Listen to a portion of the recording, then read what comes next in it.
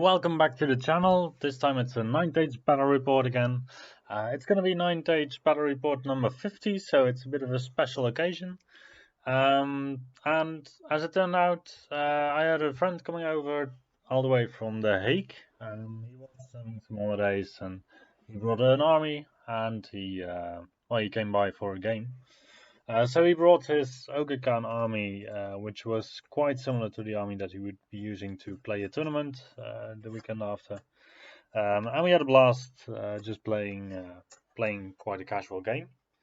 So I'm still using my my Chariot Lord Warriors of the Dark Gods army. I'm planning to later do a video on what kind of movement shenanigans you can actually pull off with this army, because it is quite interesting. And you don't really see it on paper, but it's actually quite a potent army, I find, just because you can guarantee to get the charge in many different ways, and you still have two ratchet ones that can keep your own backlines quite clean. Yeah. So, well, you've seen the army before, you'll get to see it another time. Then for the army of my opponent, it's an Ogre Khan army. It's quite a decently built army, I think. He is fielding mercenary veterans, 6 of them, and I have never encountered mercenary vets before in 9th Age, so this is a new one for me.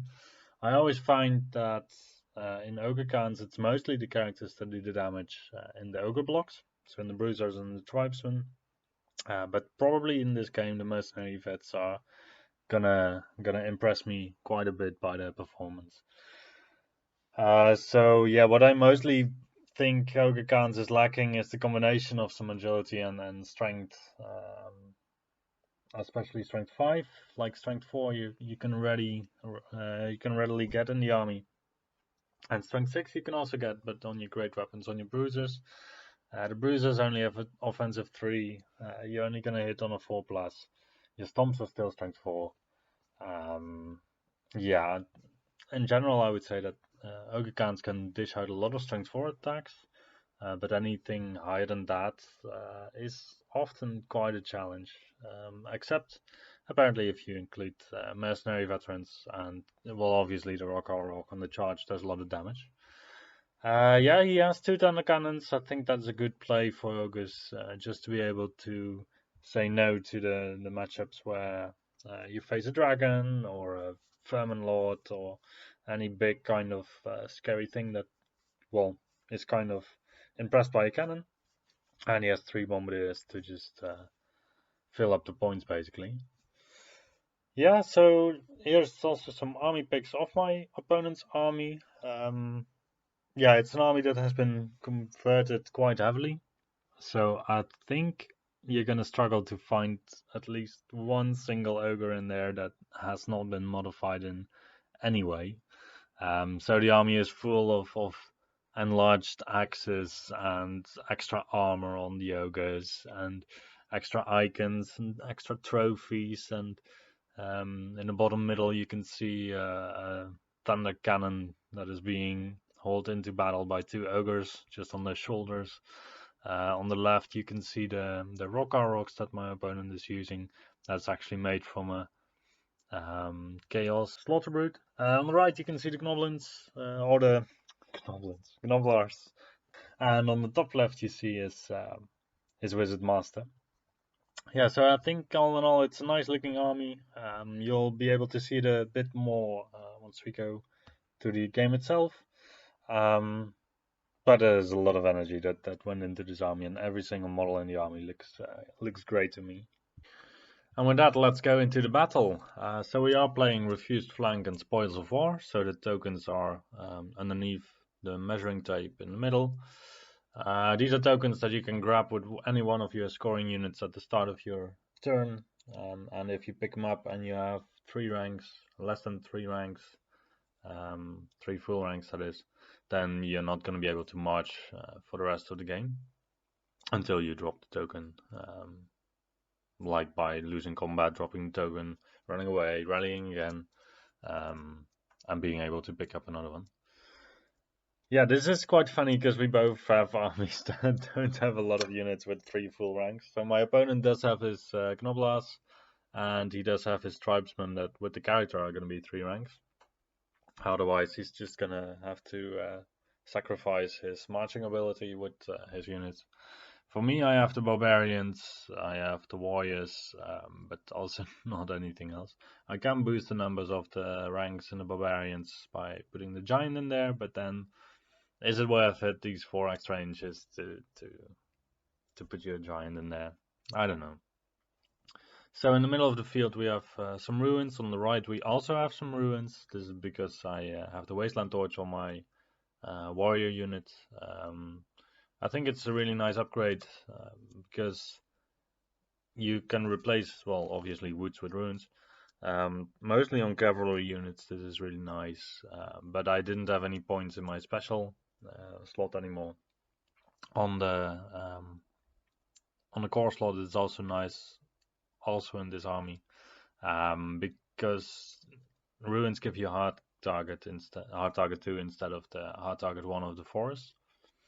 My chariots really like this, and my warriors also really like this. It's mostly to cope with shooting armies. Like every single loss that you suffer in your unit of warriors or in your unit of warrior knights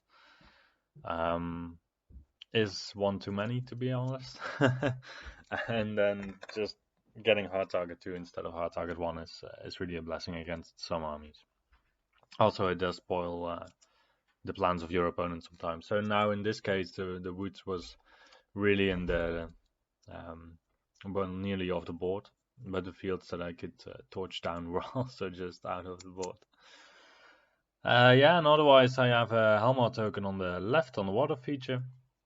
So with refused flank, what naturally happens is that you, well, you have a side where you're closer to your own board edge, and the side where you're closer to the side.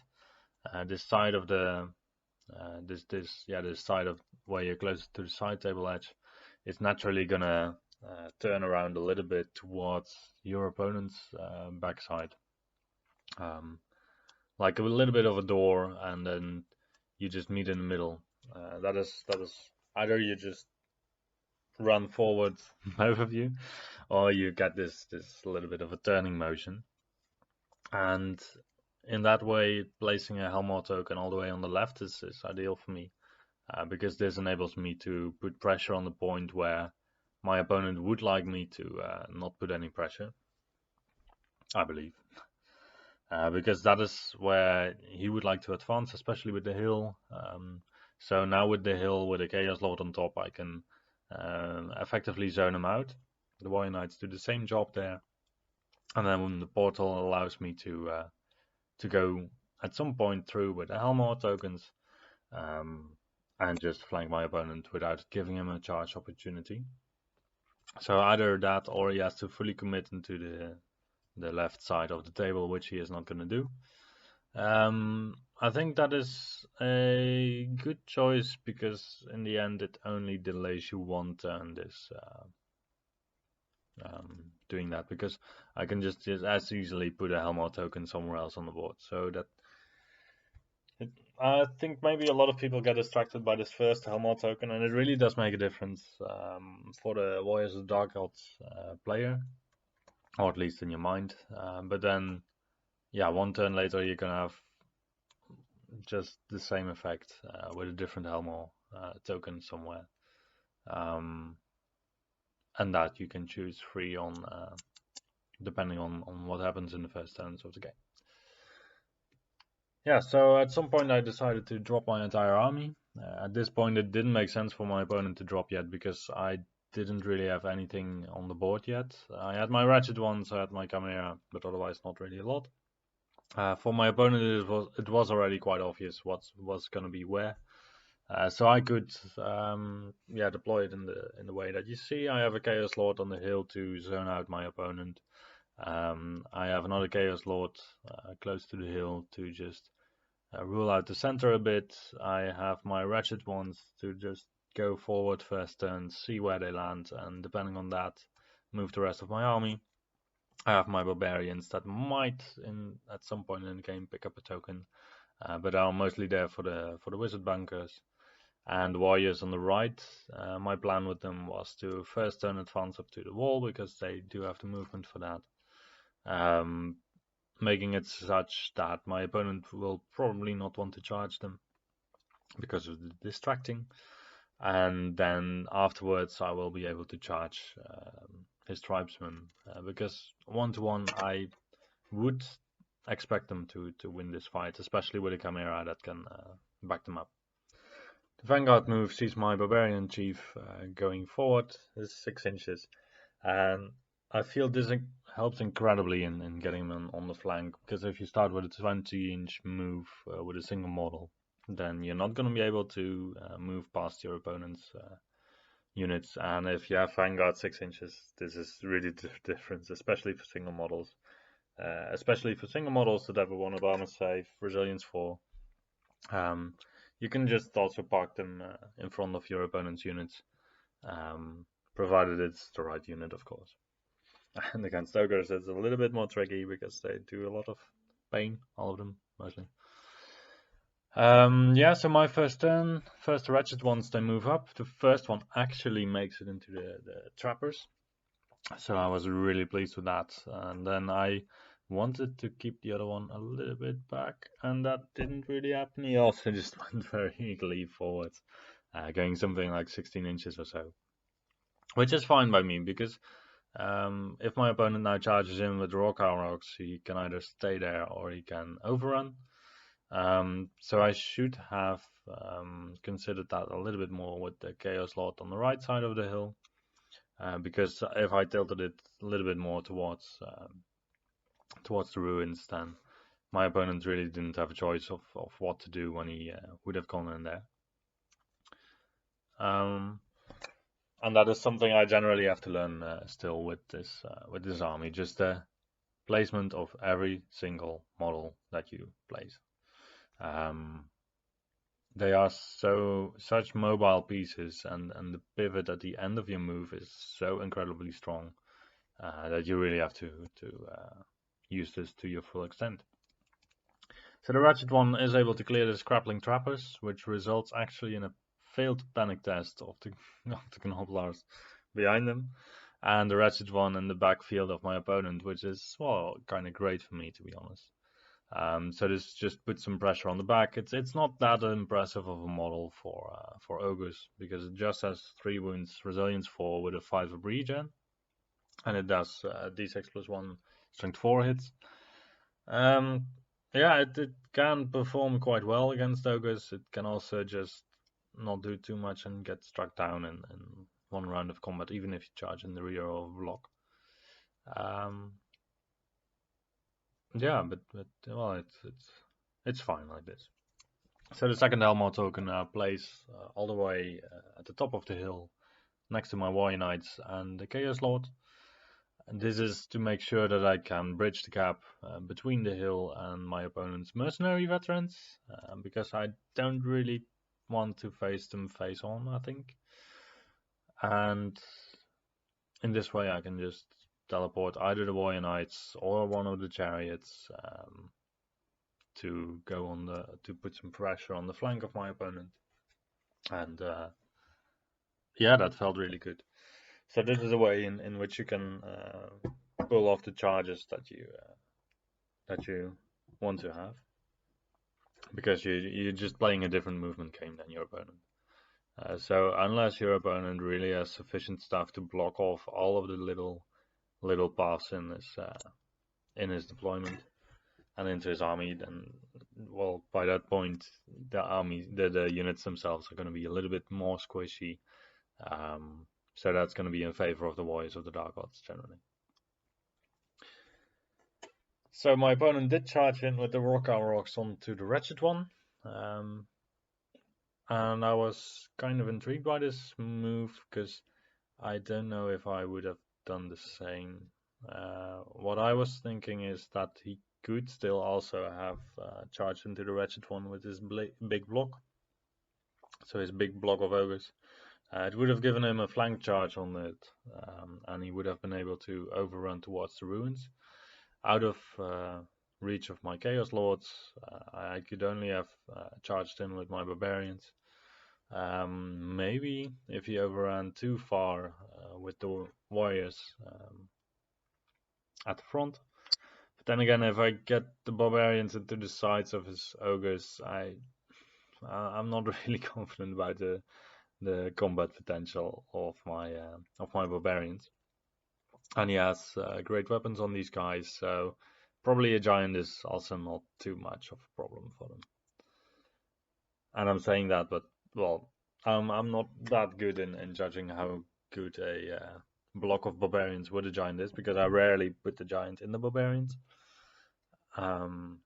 Just because I find that the giant loses a lot by being in the barbarians, and the barbarians, they do gain a lot from the giant, but then again, it's like a 150 point unit that you're gonna try to buff with a model that's more than twice as expensive. But that would have been a really interesting play, I think. I don't know if it would have been the best play, but it's just another one of these options that you more clearly see once you see the battlefield from the top, I find.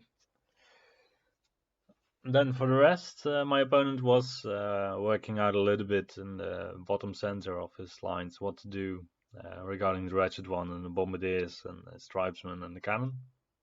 In the previous situation, he had it aligned in such a way that the cannon hadn't moved, and then there was a funny situation. I could have charged the Bombardiers, overrun into the flank of the Thunder Cannon, and then charged that also with my Ratchet One. Then charge the Tribesman with my Chimera, so that I would still be able to overrun on the cannon and get the warriors actually into the flank of the Tribesmen. And that would be a combat that we would still perform that turn. So moving the Thunder Cannon, we discussed it briefly. I was like, yeah, I'm not gonna let you do this because I don't want this to become so sour. And I think in a friendly game, this is definitely what you should do to keep the spirits up on both sides and make it for a more interesting game. Yeah, then in my turn, I do charge in one of my Chaos Lords. I actually charge with both Lords to ensure the redundancy. And then, yeah, it might result in my opponent charging with his big block of ogres onto my Chaos Lord. Normally that would be a bad thing, but I have a Lust Chaos Lord, I can just flee from it. I have Faint Flight, so I can rally next turn and I can move. It's an advanced move, so that means that I can just advance onto my Helmut token and teleport through the token to another position in the field. I put another Helmut token down at the top right of the middle ruins, keeping in mind that I would want to flee with my Chariot Lord. And you can also see that the Chimera on the left on the hill charged into the Trappers. I thought this was a very nifty one because the Trappers they trap the hill. I didn't necessarily want to take a wound on any of my Chaos Lords. So they do have Strider, but not for traps. That's a different type of dangerous terrain test that you cannot circumvent with Strider. But once you have set up the traps, they go off and then they are removed from the game afterwards. So if you charge first with your Chimera, do the charge move of him first, then he's going to take the dangerous terrain tests, and then the Chariot Lords didn't have to take any tests. So the Warrior Knights, they went through the portal this turn to threaten the flank of my opponent's mercenary vets, and I think that it's definitely not enough to get only the Warrior Knights into his mercenary vets, because these guys have 5 attack seats with strength 5. That is really scary. I only have, well, I do have 11 attacks with strength 6 on the charge, so I shouldn't complain. But then again, he has 21 wounds in units. I have 5 wounds in my unit. Yeah, so the Chaos Lord that went into the Rock Auroch managed to put 5 wounds on the beast. So this is the one with Blessed Inscriptions and a Lance. He has 5 attacks, I believe. his impact hits did 1 wound. He hit 4 times and he did 4 wounds. And then my the opponent Rock is left standing on 1 wound. So presumably next turn I'm going to be able to take it out. Yeah, so my opponent did charge with his ogres onto my chariot lord. The chariot lord flees. He redirects into the barbarians. In my turn, I moved out my my wizard because I was thinking that I should use my barbarians as chaff for the redirect. And I didn't really want to risk the wizard going out, and my opponent doesn't have a lot of shooting potential anyway. So I just went out with the wizard. And yeah, on the right, you both. I am trying to get into the tribesman of my opponent. My opponent is trying to make sure that doesn't happen. So he did summon previously a totemic summon to prevent me from going in. I ate the totemic summon. I did a reform because if I did an overrun, then I believe my opponent's bombardiers could come in my flank also, and I didn't really fancy that. So I went a little bit wider to get some more attacks, and my opponent just pushes his tribesman in front of me just to delay the fight. And he gets another totemic summon. He puts it in a place where my warrior knights would have been able to charge into his mercenary vet. I wasn't planning on charging this unit. Because I was like, yeah, if I do so, then I'm definitely gonna lose my warrior knights over time. He's just gonna turn. He's gonna smack me to smithereens. I might do something like, I don't know, 6 wounds or so. That's fine. But then again, 6 wounds out of his unit, he still has 12 wounds on the mercenary vets left. I need some combo charge. I need some potential to get going there. And the shooting phase was quite a bad shooting phase for me, with the giant taking 4 wounds. But it's kind of is a recurring theme. Shooting didn't perform that bad, I must say. Like the first turn, he had his thunder cannon in the middle shoot off the entire chimera on the right. This turn he gets 4 wounds on the giant, and even his other thunder cannon that I locked in combat with my barbarian chief is holding up quite well. So I have 4 attacks on this guy because of the paired weapons. He has strength 5 from himself, and I gave him shield breaker, so he has 4 attacks that hit on 3+, wound on 4+. I'm not managing to do wounds any time. And he's slowly ticking in some wounds. So that's with the ogre with strength 4, against which I have a 2-up armor save. And he does also have the rhino with strength 5. It's on 4+, wounds on 3+, against which I have a 3+ armor save. And then in my turn, I am able to properly sandwich his main ogre block. So the chariot lord that had the blessed inscriptions came free, and the giant, well, he could also charge in, and the chimera could charge in on the other side. So I'm charging in from both sides to make sure that my opponent cannot reform his block, because I don't want him to be able to do so. And ideally, I would remove 4 ogres from his unit. The marauding giant has a rank; he is gigantic. My opponent has only 1 rank then, and then he's not going to be steadfast. If he's not steadfast, then the wounds are really going to count, because then he's quite likely to flee the combat. On the right, I go into the tribesman. On the left, I clear the wretched one, and yeah, the barbarian chief is still chopping at the thunder cannon. Yeah, we're gonna clean up a little bit. So my case lord, he issues a duel. My opponent's wizard master accepts, and actually I believe he had the shamanism attribute up, but I believe I got quite lucky on the impact hits, and I did like three wounds with the impact hits, I think. And the last wound, even wounding on 5s with a reroll to wound because of less inscriptions was really not a problem. So I do manage to kill enough ogres to make my opponent break. I pursue him, and I pursue him towards the mercenary vets. I don't know if this was the right call. I actually don't think so, because I had a Helmor token on the other side, so I would have been able to still go around his mercenary vets in the upcoming turns with the Helmor tokens that I had present. And I might just have wanted to first clean up the right side, then the left side, because I think by this time it's quite inevitable that the Warriors of the Dark Gods are going to take the win. Yeah. What else?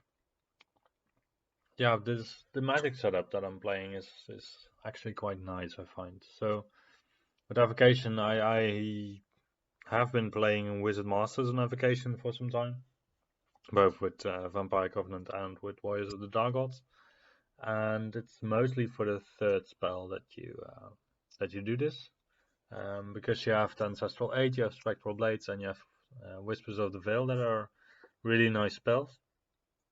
And then you have Touch of the Reaper and Ace in the Hour, that are spells that are useful in an army where you basically kind of go for a draw, or it can take you out of a draw situation. But in a singles tournament, it doesn't really make sense, in a Warriors of the Dark Gods army at least, to take these spells, because you're looking at it and you go like, yeah, that's like one wound this turn. What is that gonna get me? And especially against characters that have like 5 wounds or 6 wounds, or characters that have Aegis saves, it's really not an attractive spell to cast, except to snipe champions and stuff like that. Normally with a Chariot Lord army, you would struggle with champions, but with these guys, you get extra combat rest from every model you kill in the challenge, so that really alleviates the problem.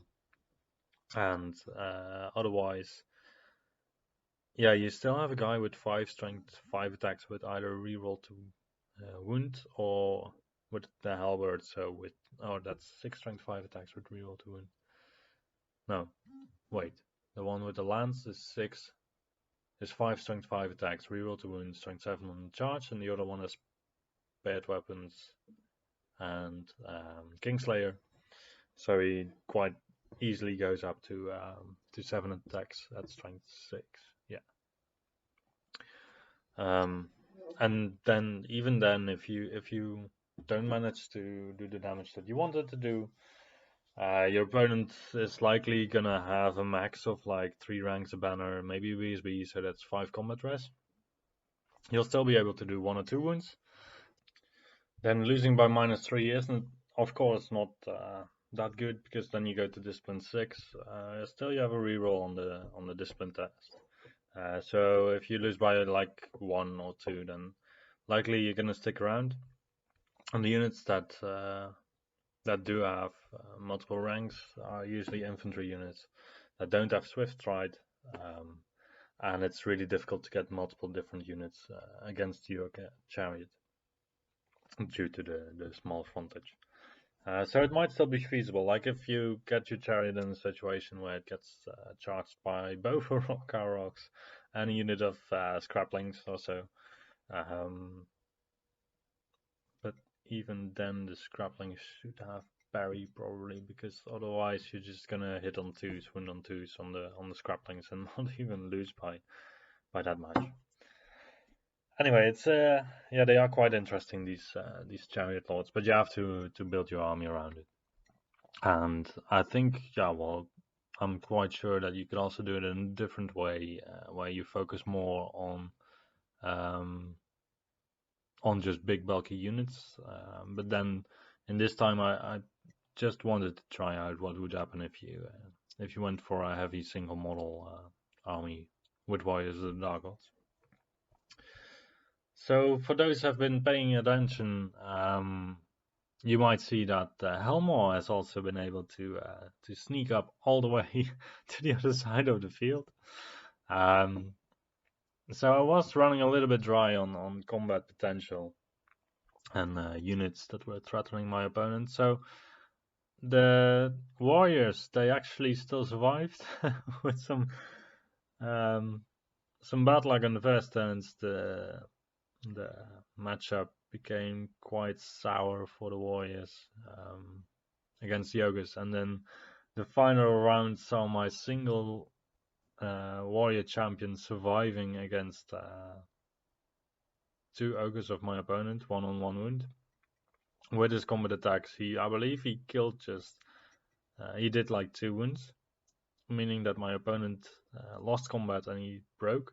I pursued and I ran him down, so that was really lucky, especially because he was also the one carrying the spoil of war, which he is still holding on to very tightly. So right now I do have the objective. My opponent's scoring units are either in combat or incapable of getting to the objective. So if I leave this, if I keep this warrior guy alive, then I score the objective. Otherwise, my Chimera charges into the Gnoblas and loses combat, and then just flees away. So that was a bit of a funny situation. And another thing that was quite funny was we were looking at the mercenary vets. By this time, my Chaos Lord, I believe he killed the BSB in my opponent's unit. So my opponent only had the 3 mercenary vets left. But still, that's a total of 16 attacks. I believe he did 13 attacks on warrior knights, trying to make sure that they would die, and just the remaining 3 attacks he did on my chariot lord. And then the chariot lord, he died. So he had 2 wounds left, and the 3 attacks were too much for him, so he just died. That was really funny. But the warrior knights, one of the warrior knights survived, the champion, with his 1 wound remaining, because these guys have 2 wounds, the warrior knight champions. So he was able to get the combat rest that he needed, and he was able to run down my opponent's mercenary veterans. That was fun end of the game, to be honest. In the end, on point, it was a 14-6 to the Warriors of the Dark Gods with a 1550 point difference. And after the secondary objective, that became a 17-3.